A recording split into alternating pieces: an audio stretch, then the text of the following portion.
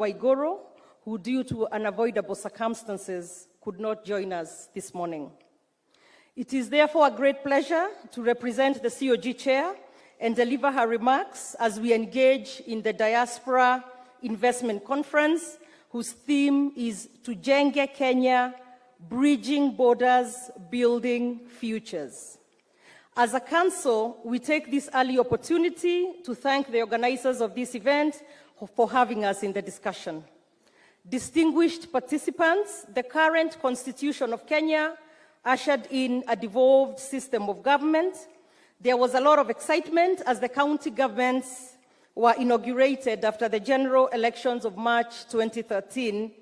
True to the expectation, the county governments, slightly over 10 years now, have made a tremendous positive impact on the lives of Kenyans. Indeed, devolution has significantly contributed to our nation's journey towards unity and equitable growth and development. The Constitution assigns functions to the national government and to the county governments. Each level of government has a responsibility of implementing the functions assigned to it. A quick glance at the functions of county governments indicates a huge responsibility for the production and service sectors. These functions include crop and livestock production and fisheries, early childhood education and childcare facilities, cultural activities, public entertainment and public amenities, county planning and development, including housing, trade development and regulation, including local tourism and cooperatives, healthcare services, county roads, street lighting and public road transport, soil and water conservation and forestry, water and sanitation, solid waste management services. Implementation of these services and others, whose details we shall share with during the county government session on Friday, have been revolutionary. For example, before 2013, you had to visit the city of Nairobi or a major municipality in this country to experience the beauty of streetlights. Courtesy of county governments, streetlights are in all the counties, including the very small urban areas and centers. Since independence in 1963 and up to 2013, the central government did not employ a single teacher or early childhood education, that's nursery. And courtesy of county governments, there are more than 48,000 teachers of early childhood education and the payroll of county governments. For the first time since independence, Mandera County performed its first cesarean delivery at Takaba Sub-County Hospital in 2014. Esteemed guests, each of the 47 county governments has unique opportunities for investment. Our collective desire is that each county becomes an attractive investment hub. These hubs beacon both local and international investors, particularly our esteemed diaspora community, to partake in the increasing opportunities across various sectors. To catalyze this, county governments have put in place a couple of strategies aimed at attracting and retaining investments. This includes enacting policies and regulations that encourage the growth of specific industries and investing in critical infrastructure. Specifically, each of the county governments has identified at least 5 value chains that are visible for aggregation and high prospects for value addition and industrialization. County governments are therefore seeking partnership with you and your networks to accelerate the growth of counties as industrial hubs. Ladies and gentlemen, some of the investment areas where we see great potential for investment and therefore collaboration include in the agriculture and agribusiness. Our counties offer vast arable land and favorable climatic conditions for a wide range of crops. 2 manufacturing and industrial parks. Kenya is strategically positioned as a regional hub for manufacturing. Our counties are establishing county industrial parks, offering prime locations for the diaspora community to establish manufacturing plants. 3, renewable energy. The potential for renewable energy projects in Kenya is enormous. Our counties have significant solar and wind energy potential, making them ideal for investment in clean energy solutions. Our infrastructure development. Kenya's rapid urbanization requires substantial infrastructure development. Investment opportunities abound in the construction of roads, bridges, and other critical infrastructure projects. Healthcare and pharmaceuticals. The healthcare sector in Kenya presents a wide range of investment prospects. We can explore construction and management of modern medical facilities and manufacturing of pharmaceutical products. Tourism and hospitality. Kenya's rich biodiversity and breathtaking landscapes and culture make it a premier tourist destination. Counties offer investment opportunities in eco-lodges, hotels, desert drives, and related tourism services. ICT and technology. Kenya's technology sector is dynamic and growing. Counties are creating innovation hubs and technology parks. Housing and real estate. The increasing urban population creates a significant demand for housing and real estate. Collaborations in affordable housing and related infrastructure projects are ripe for investment. Finally, education and skills development. Investment opportunities in the education sector include establishing training institutions, vocational centers, and e-learning platforms to enhance the skills and knowledge of our workforce. Distinguished participants, the county governments want to collaborate with the diaspora community as active participants in the development journey of our counties and country. You are already doing a lot, and you can do even more. We look forward to structured dialogue between you and the Council of Governors and invite you to visit our counties. Do not hesitate to book a date with the Council of Governors to fast-track your engagement with your county of choice. As I conclude, I thank the organizers for spearheading the process, wish you fruitful deliberations, and extend a special invitation to you all to join us for the county government's session on Friday, 15th December, starting at 10:30 a.m. Asanteni sana. Thank you. Thank you very much, Excellency Governor. Allow me now to invite the Prime Cabinet Secretary and the CES for the Foreign and Diaspora Affairs, Karibu sana, Waziri Mkuu.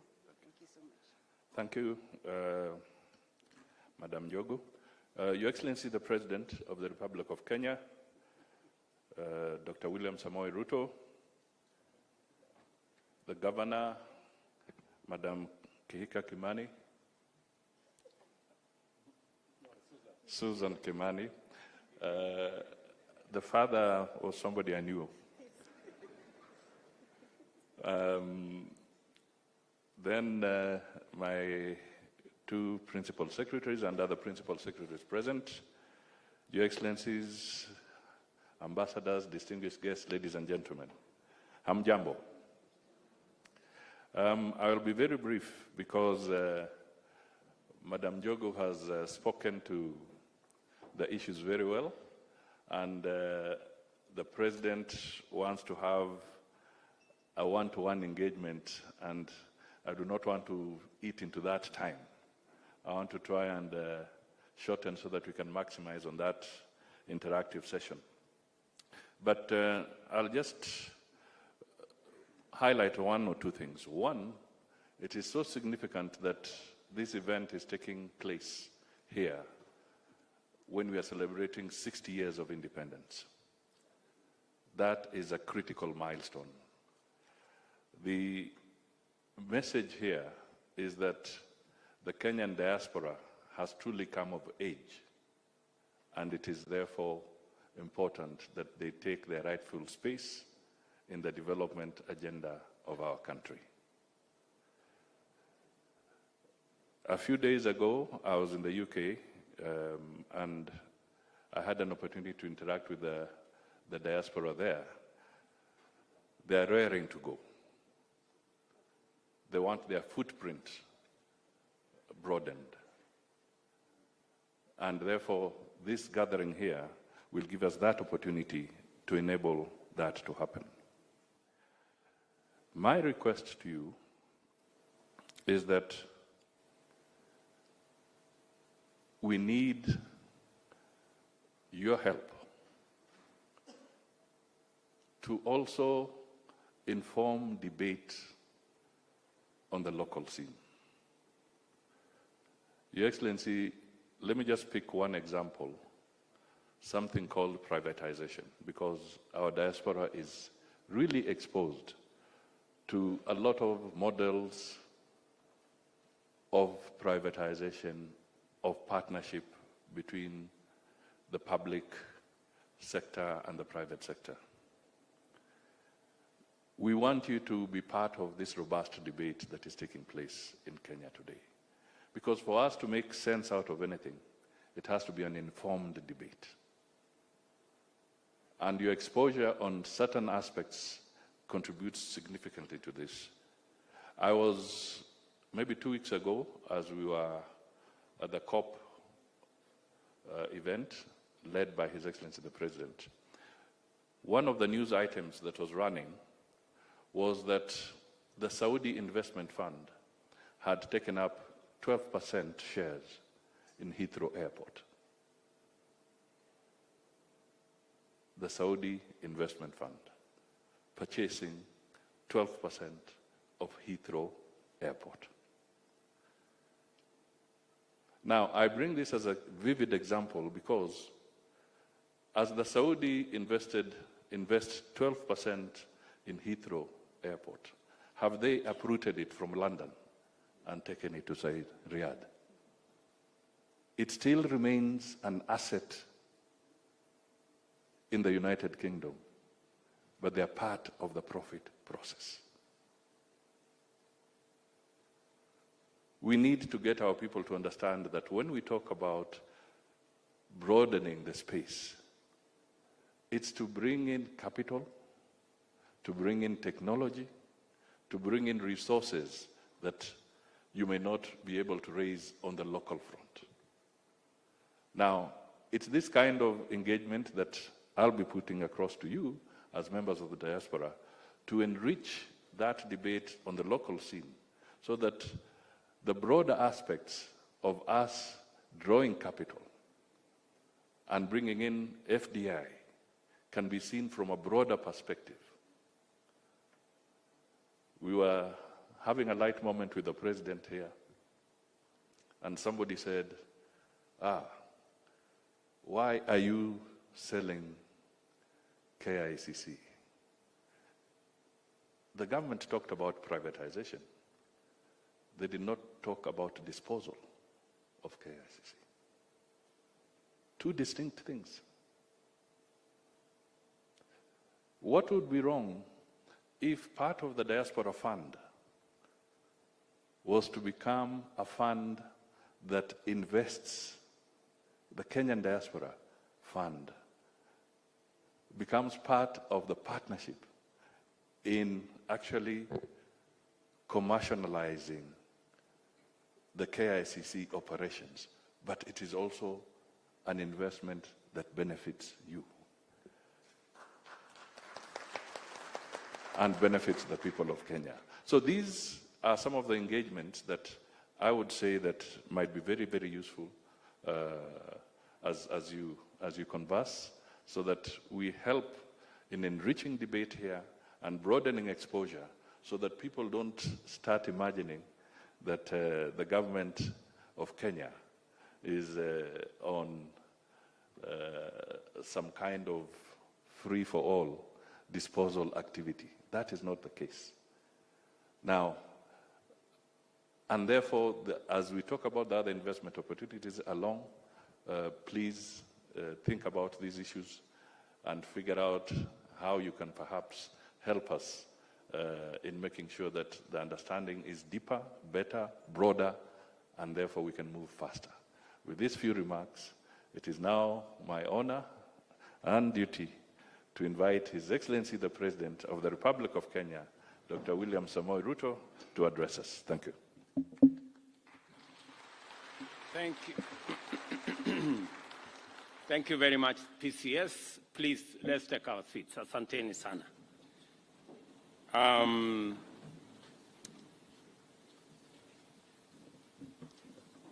Partners who have put this event together, Prime Cabinet Secretary and your team from the Ministry of Foreign Affairs and Diaspora Issues, our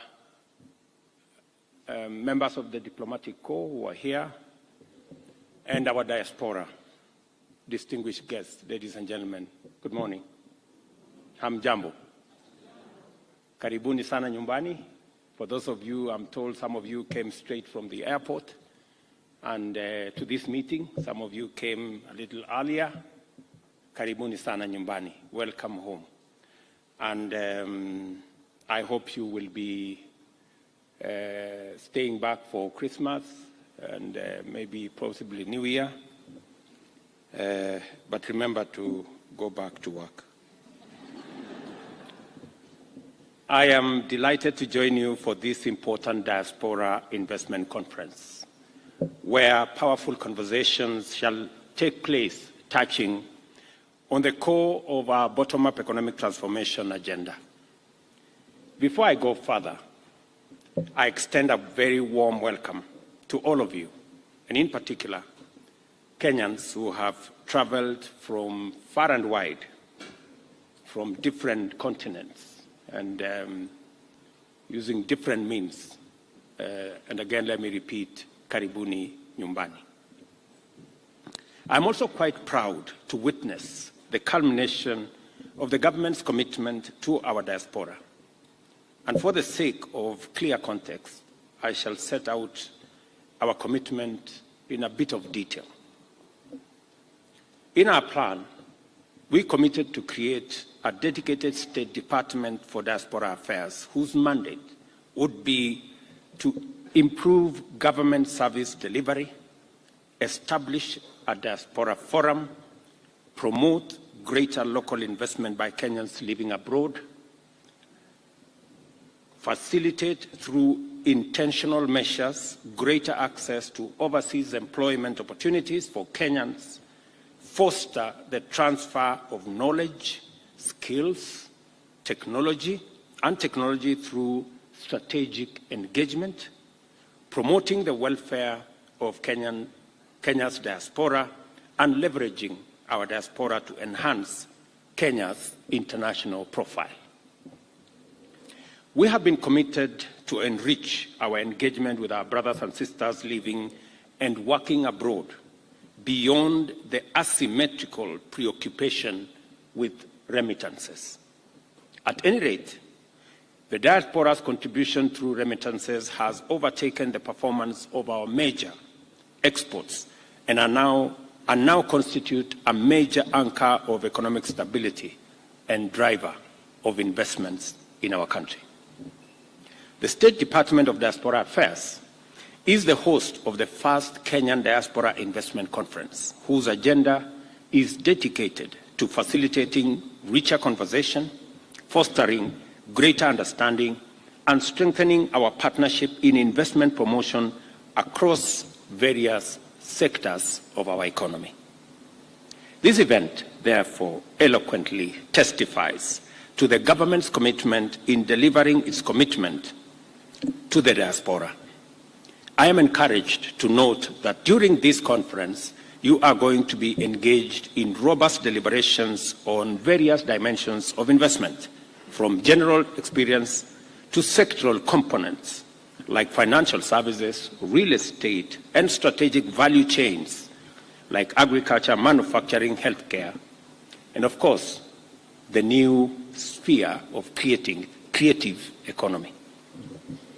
I am glad to note further that this conference promises to facilitate rewarding engagements on such specialized investment areas as public-private partnerships, the fintech and startup ecosystems, and that the Kenya investment environment, which has now significantly upgraded its attractiveness proposition, as well as aspects of social welfare and social protection relevant to both you living in the diaspora and to your families living here in Kenya. As government, and by keeping the promise of bringing diaspora issues to the center of our policy, programs, and initiatives, I am happy when I see such events that seek to engage a section of our population that was for a long time sidelined on matters of national development and national discourse. However, for the diaspora to be involved in the socio-economic development back home, they have to be secure and flourishing in their host countries. As Government of Kenya, the security and safety of all citizens is our foremost commitment and most fundamental obligation, without which every other endeavor, including the conversation we are having here about investment, would not be possible. We shall continue to engage our diaspora across the globe with the objective of providing systems and structures to protect the rights and welfare of diaspora while mainstreaming their contribution to nation building in every sector of our economy. During my first engagement with the diaspora in December 2022, I committed to decentralize, automate, and digitize as many government services as we can so that the diaspora can access them online and do not have to spend hours or even whole days traveling to get consular service. I can confirm, as indeed my PS diaspora has, that we have expanded digital provision of public services to encompass 14,000 services, government services. And it is our commitment to ensure full digitization, which has not only enhanced efficiency and integrity in the provision of government services, but also improved revenue collection. Additionally, we have rolled out the mobile consular service exercise that has now covered 22 countries and served over 9,000 Kenyans abroad at the closest points to where they live. To connect our highly skilled and innovative human capital with employment opportunities, we have developed the global labor market strategy that will facilitate Kenyans, especially young people, find work abroad. Our objective in implementing all these measures to create safe migration pathways, friendly environment to work in the diaspora, and seamless networks that facilitate, promote, and support diaspora investments back home. The theme of today's conference, Tujenge Kenya, Bridging Borders, Building Futures, is a call to action, summoning us to make our contribution to the growth and development of our nation and to build bridges across all real and imaginary barriers, obstacles, and borders that stand in the way of our progress. This event, therefore, serves as a platform to strengthen the bond between Kenya and its diaspora, to forge partnerships that transcend borders, and to build futures that are prosperous and inclusive. As a country, we are entering the phase of economic transformation where opportunities abound in every sector, and we encourage you to seize your chance and reap a rich yield. You've heard from Susan, the governor of Nakuru, about the opportunities in our counties. They will have an opportunity to engage with you, I'm told, on Friday, so that you can explore the opportunities in various parts of Kenya. the richness of our nation, the diversity of our opportunities, and look at what each and every one of you can mobilize, either yourself, individually, collectively, or even working with other partners from where you currently work, to see how we can promote our country, because you are the foremost ambassadors of Kenya, wherever you are.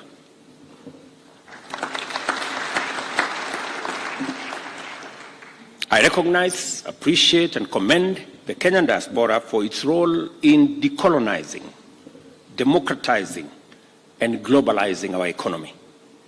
I encourage you to leave this conference with a strong resolve to do more and earn more from the opportunities that continue to unfold as we undertake the bottom-up transformation of our economy. Let us embark on this journey to build a nation that thrives on the collective efforts of its people, both at home and abroad. We are keen to work with you to harness your networks in order to channel more investments to Kenya and create opportunities to move this country forward. I wish you, good people, all the best as you engage us. And there are many agencies of government. There are many departments of government that will be having this conversation with you. The ministry has mobilized different actors in our economy so that they can directly answer some of your questions. They can directly canvass their positions with you so that you instead will be their agents wherever you are, because Kenya is the collective project of all of us. Whatever it is that each and every one of us can do from whatever position, whatever vantage that you have, should be for the greater good of our nation. We are a great nation. I am very confident about Kenya, and I'm very confident about the future. And I promise you that Kenya is going to change. This, our country. Take it from me. 10 years from today, people will come to Kenya and they will not recognize. We will have transformed this country in a very fundamental way. And it is going to take difficult, smart decisions, and I promise you we are very well underway in making sure that we change our country. We have always, I promise you, all leaders in Kenya, they know what should be done. Everybody knows what should be done. But it never gets done. So this time around, we are going to be intentional. We are going to be deliberate, because we must do it. Yeah, we must do it. Let me give you an example. All of us, in the two main formations, we had identified housing as a very important program that will do 4 things for us. Number one, it will make sure that millions of Kenyans who live in dignity, 7 million Kenyans, good people, live in slums in your country. Informal settlements, greatest indignity, no water, no road, no electricity, no toilet, you know. We have 1,410 slums in Kenya. It's not just Kibera. You know, whenever we talk about slums, people think it is Mukuru and Kibera and a few places. 1,410 countrywide. So we need to liberate our people from the indignity of living in slums, number one. Number two, we need to get Kenyans to own a home. And For them to do that, we have to have social housing, we have to have affordable housing. We have now reduced, we now will have a unit that will cost 400,000 with a tenant purchase of 3,000 shillings a month. And finally, a Kenyan will own a house. You know, we've made it look like owning a house is the privilege of the people who have means. We must make it, owning a house is a right for every citizen who lives in our country. Number 3, it is our opportunity to grow jobs. In just the last 8 months, we now have 120,000 Kenyans working in our housing program. In factories that manufacture cement, factories that manufacture steel, transporters of all the construction equipment, manufacturers of construction products, engineers, architects, plumbers, technicians, electricians, including laborers. That's a whole ecosystem of people working. These are people who would otherwise be jobless today. My intention is that we are going to double these numbers by March next year. We are going to triple them by end of next year. And in 5 years, we will have 500,000 Kenyans working, and the whole country will be a bustling construction site. And much more importantly, as you all know, the amount of land fragmentation that is going on in Kenya is alarming. We have whole counties like Vihiga and Kicc that if we don't do something about it, so shortly they will become rural slums. We need to reverse land fragmentation.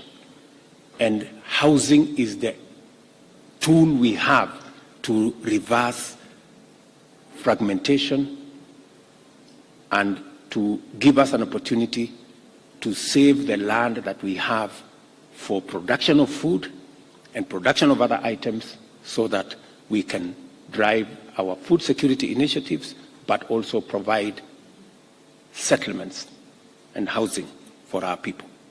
And finally, we will stimulate the whole ecosystem of manufacturing of construction products. Recently, I was giving a check of 140 million shillings to, you know, those fellows on Ngong Road. You know those fellows there making furniture there on Ngong Road. Those fellows nowadays are entrepreneurs. You know, wale watu mnaona tu ni watu jua kali. Siku hizi wako noma sana. You know, they are doing for us doors, they are doing for us windows. They are now a company for a housing plan. So this beautiful project was in the manifesto of Kenya Kwanza. The same housing project, complete with percentages of the levy, was also in the Azimio manifesto. But when it came to implementation, my friends, that is where the devil lives. Nobody wanted it implemented. Because we all want to talk about it. It is good. You know, we go tell the people, we are going to do this, we are going to do this. When hardly people mean it. I am telling you, this time round, I am implementing it.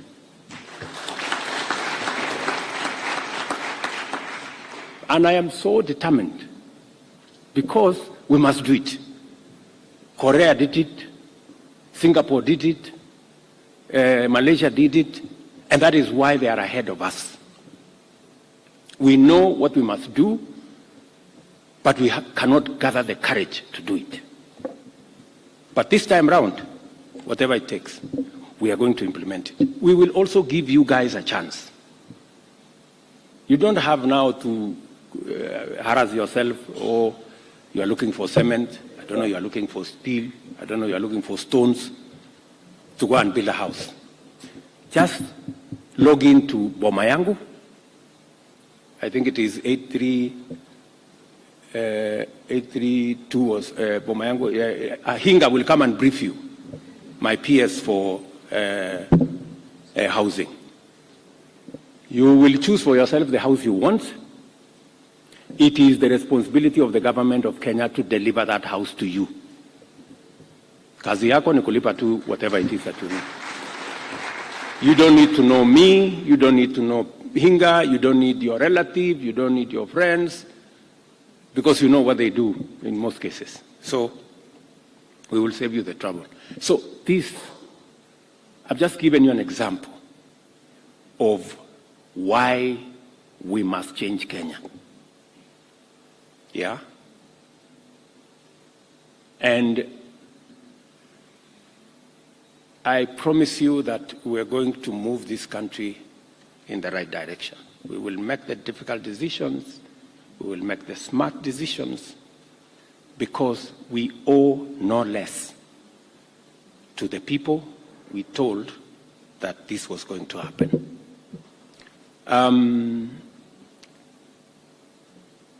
We are also going to save public money. We are spending billions of shillings sustaining companies. We have 350 public companies, public entities, yeah, that just take money from the budget. We are supporting them. Billions of shillings. Some of them you ask, what is this one doing? Nobody can tell you what the hell it is doing. But we are putting in 100 million, 200 million, 500 million every year. So some of those things, we are going to make a decision. And by the way, very interesting. A report was already done. A whole report saying these companies, about 150, should be removed. What they are doing can be done by the private sector. In fact, sell some of these companies to the private sector. The private sector will give us more value out of them. Yeah? Some of them divest. But the report has been here now 10 years. Because it's a very difficult decision to make. But I will make the decision. I promise you. I will make the decision and take the consequences. Because Kenya must move. Yes, if we know what the right thing is, my friends, you can never go wrong by doing the right thing. How can you go wrong by doing the right thing? So we are going to make those decisions because, and I am talking to you as members of our diaspora, because we must change Kenya. I don't want to talk about taxes because you guys, I know, you know how much you pay. Munajua. Sindio? So, and you see, sovereignty is managing our own affairs. And, but we are going to work this journey together. And by the way, the Kenyan people are very wonderful people. They can see logic, they can see sense where there is sense. When somebody tried to say we should get rid of the housing fund, many people stepped forward and said, look, for the first time, we have jobs. For the first time, we can feed our families. For the first time, we have an opportunity to own a house, an opportunity we have never had. Because the cheapest house in town was like 2-3 million. We have now brought it from 2-3 million to 500,000. That is the difference we are making, democratizing the owning of homes. So you're going to have a great investment conference.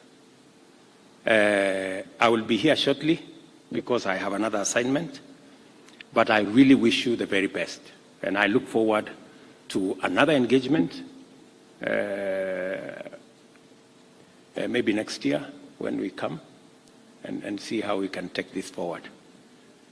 Asanteni sana, my very best wishes, Merry Christmas, Happy Wonderful New Year, and I wish you well.